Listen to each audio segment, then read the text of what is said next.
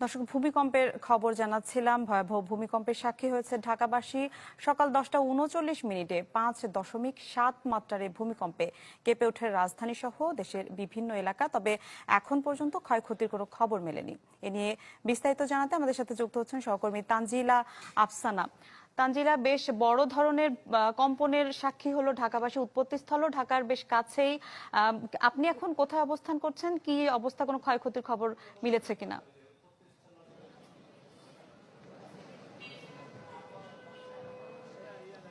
মিলা, আপনি জানেন যে আমি কিছুক্ষণ আগে কিন্তু এখানে ভূমিকম্প অনুভূত হয়েছে ঢাকার বিভিন্ন এলাকায়, এছাড়াও দেশের বিভিন্ন স্থানে কিন্তু ভূমিকম্প অনুভূত হয়েছে। এবং আমি এখন বর্তমানে রয়েছি মিরপুর 14-তে, এবং এখানে আমরা দেখতে পাচ্ছি যে একটা ভবনে, প্রিন্স বাজার নামে একটা ভবন রয়েছে, সেই ভবনে কিন্তু ফাটল দেখা দিয়েছে। এবং আপনাকে যদি বলে রাখি যে এই যে ভূমিকম্পটা অনুভূতি হয়েছে, এটি কিন্তু নরসিংদী জেলার মাধবদী পৌরসভায় কিন্তু এটি মূলত এই ভূমিকম্পের উৎপত্তি স্থল।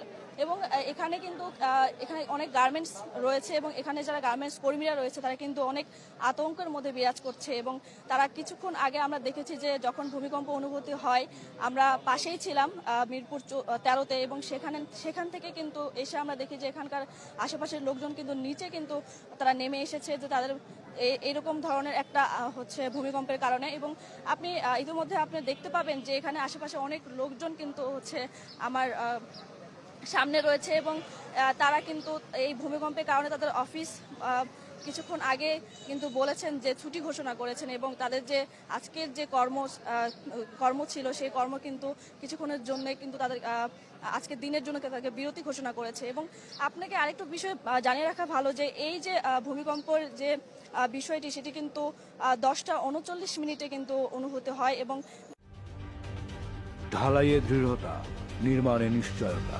প্রিমিয়ার সিমেন্ট, ঢালাইয়ের রাজা। তারপর থেকে কিন্তু এখানে যারা মানুষজন রয়েছে তারা কিন্তু বিভিন্নভাবে তাদের নিজেকে বাঁচানোর জন্য কিন্তু বিভিন্ন বিল্ডিং থেকে নিচে নেমে আসে, এবং তারা কিন্তু তাদের যে নিজেকে সেভ করার যে বিষয়টা, সেটা কিন্তু লক্ষ্য করেই কিন্তু তারা এখানে নিচে নেমে এসেছেন। এবং আপনি আশেপাশে দেখতে পাবেন যে অনেক লোকজন এবং অনেক ক্রাউড এখানে কিন্তু আমরা লক্ষ্য করছি। এবং সবকিছু মিলিয়ে যদি আপনাকে বলি মিলা, যে এই যে ভূমিকম্প অনুভূতি হয়েছে তাদের জন্য তারা মনে করতেছে এরপরে যদি আবার এরকম ভূমিকম্প হয়, সেক্ষেত্রে কিন্তু আমাদের মধ্যে কিন্তু একটা অন্য ধরনের আতঙ্কের মধ্যে যাচ্ছে। এবং তারা বলছেন যে এই যে আতঙ্ক রয়েছে তারা কিন্তু এরপর কর্মদিবসে ঠিক ভালোভাবে বসতে